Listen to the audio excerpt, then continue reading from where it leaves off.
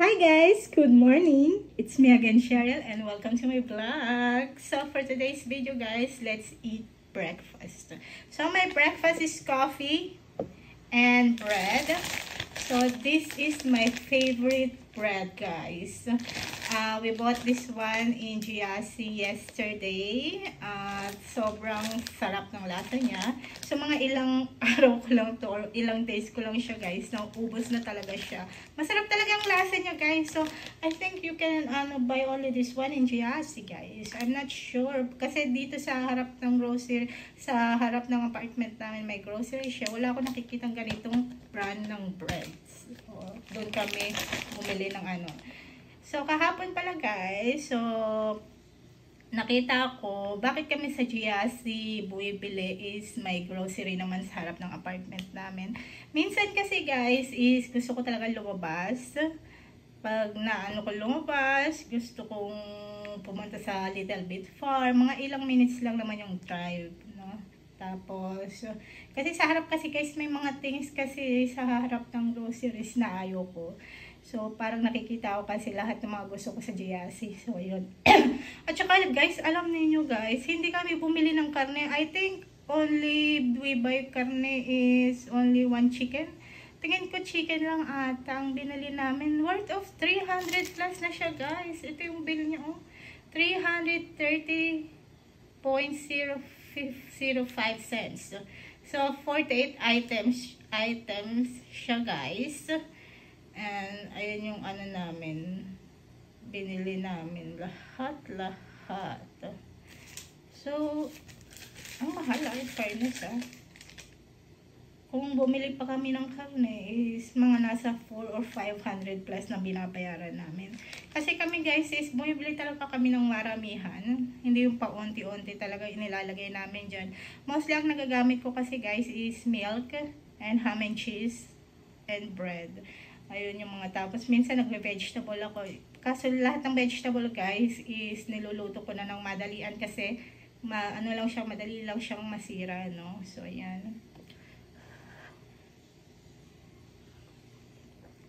About my demo class guys, I'm not yet taking the demo kasi gusto ko maging confident because as long as you pass the demo guys, they will give you student, no? Depende sa inyo.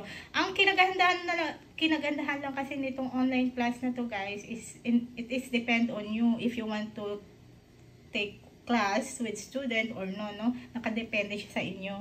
Nakadepende siya sa inyo guys. So, kasi guys, ang demo, hindi mo naman siya talaga may babagsak guys. Ang kailangan mo lang talaga basahin yung script sa screen. At kailangan mo basahin ng smiling. Yes, you need to smile. Hindi ka pwede maging seryoso guys, ibabagsak ka nila. Kasi yung yung mga mag-i-interview sa iyo is nasa kabilang linya. Kabilang linya talaga, kabilang mundo. So, hindi mo sila nakikita, hindi nila ino-on yung camera nila, naka-off. So, naririnig mo lang yung boses nila. Ayun ang nangyari sa akin. Nung nag-demo ko guys, so alam niyo naman, first time ko, okay. Nung pinapanood ko yung video, okay, pinapanood ko, tapos mag-i-start na ba ako? Hindi. Mag-i-start na ba ako? Hindi. Kasi guys, doon hindi, maipipinutin mo na nga lang. So, mag-start na ba ako? Hindi. Mag-start na ba ako? Hindi. Ganun ako. Kasi, tapos yung nag-start na may narinig na akong tao sa kabilang side. Oh my goodness. Kinabahan ako. Talagang na ako. So, hi teacher. Talagang siya ang nag-start guys. Sinasabi, talaga parang walang lumalabas sa bibig ko. Tapos, tinatanong niya kung anong topic daw nung class namin, yung kung anong topic yung pag-uusapan namin. Na-blanco si Inday guys. Na-blanco ko. Pero yung sagot nasa screen na mismo.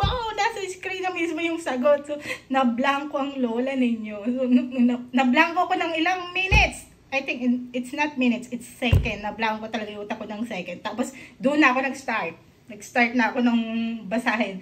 Tapos pag binabasa ko guys, kinakabahan talaga ako. Kaya bumagsak talaga ako dahil doon guys. No? Yung talagang hindi ka confident sa sarili mong magturo. Kasi talaga namang hindi ako confident.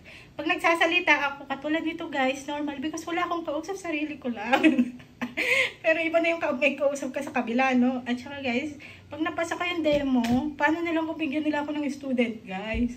Hindi ka pwedeng mablanko doon, hindi pwedeng mag-stop yung utak mo doon. Kailangan tuloy-tuloy yung pagbabasa mo ng script. Hindi ka pwedeng maganyan, ma-freeze. So, ayan nga. Ayan ang iniisip ko talaga, guys, no?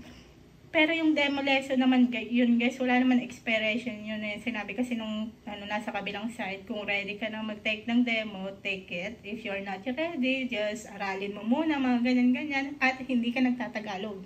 Yung kabilang side guys, hindi nagtatagalog, English lang talaga siya. So, kailangan ko munang maging confident sa sarili ko guys. Kasi pag binigyan nila ako ng estudyante at nablanko ako, ayun ang katapusan ng career ko. Katapusan ng career, hindi naman siguro nun.